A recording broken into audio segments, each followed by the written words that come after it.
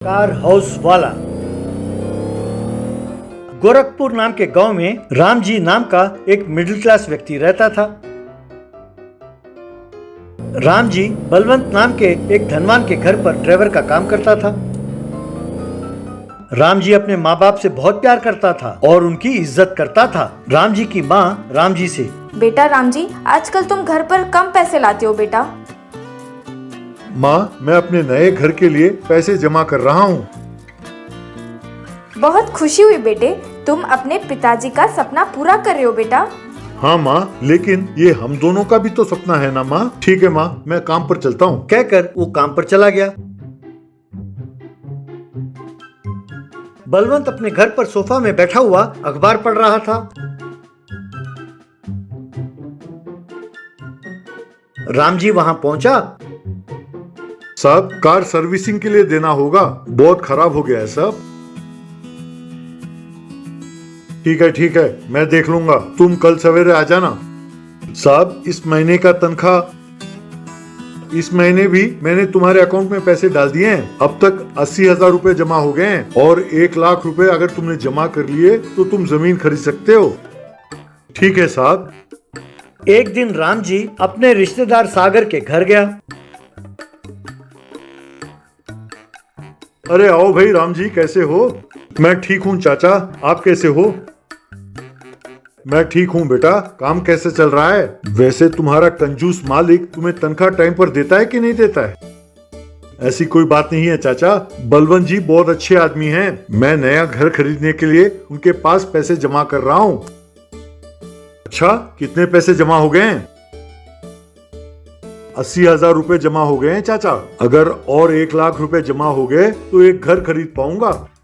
अरे बेटा, 70-80,000 रुपए में तो अपने घर के पास जमीन मिल जाती है ना। मैं बात करके रखता हूँ, तुम जाकर वो पैसे ले आओ। ठीक है चाचा। राम जी बलवंत के पास आया।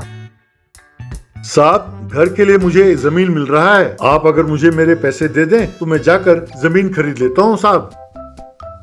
अरे अभी अभी मैंने वो पैसे डालकर नई गाड़ी खरीदी है, अब मेरे पास पैसे नहीं है।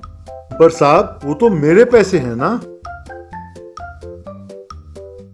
अच्छा, अब ज्यादा बोलोगे तो मैं ये सवाल करूंगा कि भाई तुमने वो पैसे मुझे दिए कब थे? तुम्हारे पास कोई सबूत है? साहब, आप सब कुछ जानते हैं और आप ही ऐसे कहेंगे तो कैसे चलेगा? तुम जैसे को नौकरी पर रखा, यही मेरी गलती है। कल से तुम्हें काम पर आने की कोई जरूरत नहीं है। जब पैसे होंगे तो मैं तुम्हें खबर कर दूंगा, आकर ले जाना। अब चलते बनो यहाँ से। साहब, ऐसे जुल्म ना कीजिए, मैं बर्बाद हो जाऊंगा साहब। साहब, ऐसे ना करिए। कह के रोने लगा। ठीक है, वो पुरानी गाड़ी ले जाओ, आइंदा अपनी शक्ल ना दिखाना मुझे।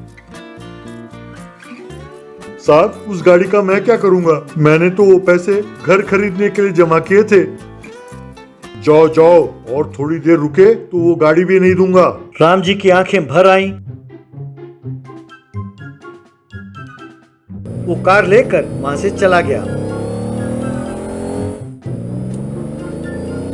वो कुछ सोचता हुआ बहुत दूर चला गया।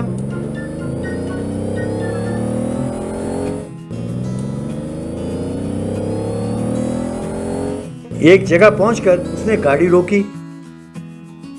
अब मैं माँ से क्या कहूँगा?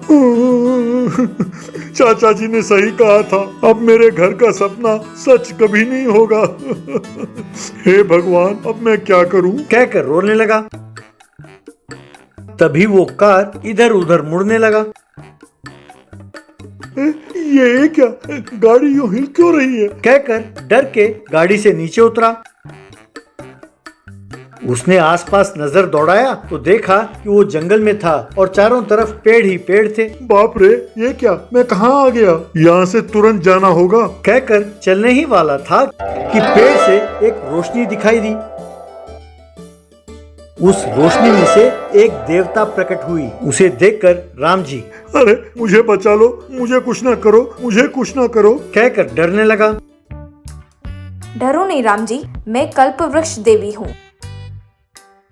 माता, मैं धन्य हो गया। कहकर उसने प्रणाम किया। मैंने तुम्हारी सारी बातें सुन ली। मैं तुम्हारी इच्छा पूरी करूंगी। कहकर अपने हाथ को गाड़ी की ओर दिखाया। तब वो गाड़ी एक बड़े से कार हाउस में बदल गई।